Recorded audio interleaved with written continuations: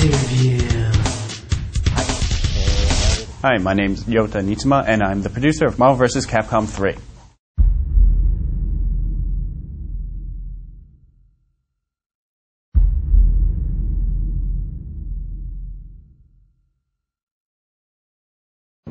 The direction we want to go in for Marvel vs. Capcom 3 for the fighting system employed in the game is to take the best of both worlds of Marvel vs. Capcom 2 and Tatsunoko vs. Capcom and combine that into just one great game so that players who are familiar with Marvel vs. Capcom 2 and Tatsunoko vs. Capcom can just start playing and have no problems getting into the action of the game.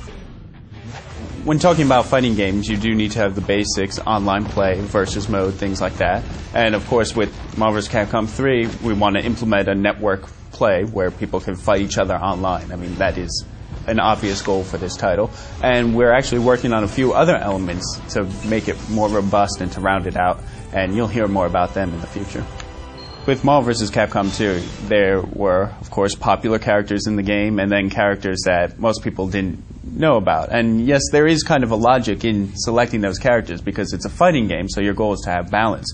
So yeah, we wanted to have the popular characters, but in Marvel vs. Capcom 2, a third to half of the characters were characters you hadn't seen in one of the previous fighting games. So there were a lot of characters people were just like, yeah, why? Why would you put this guy in there? But they kind of became a hot topic amongst players, like, hey, this guy's kind of cool, didn't know him, like using him, and so we like to see that reaction from the players. So with Marvel vs. Capcom 3, the same type of logic works in choosing the characters that we decide to ultimately put in the game. You could say Tatsunoko influenced Marvel vs. Capcom 3, but it also was being developed at the same time as Tatsunoko vs. Capcom. So they were kind of separate lines of development. They were both versus series games, so in that sense they played off each other.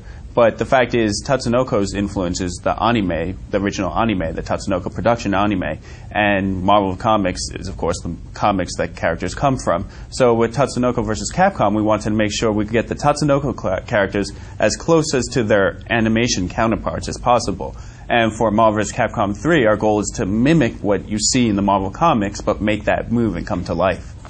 We're looking at the PlayStation 3 and the Xbox 360. Those are our target platforms for this multi-platform release. And you know, this is a really big title. A lot of fans have been expecting this for a long time. And so, yeah, there is a certain degree of pressure, and I feel it, especially now that I've just finally opened up the can of worms and made the announcement. I'm sure with each successive announcement, there's going to be more pressure from the fans, more of them clamoring for this and that, and I know I'm going to start feeling that. I just hope I don't pass out in the middle of production. We're looking at spring 2011 to get it into your hands, and from here on out until that day, we've got a lot more information coming to you.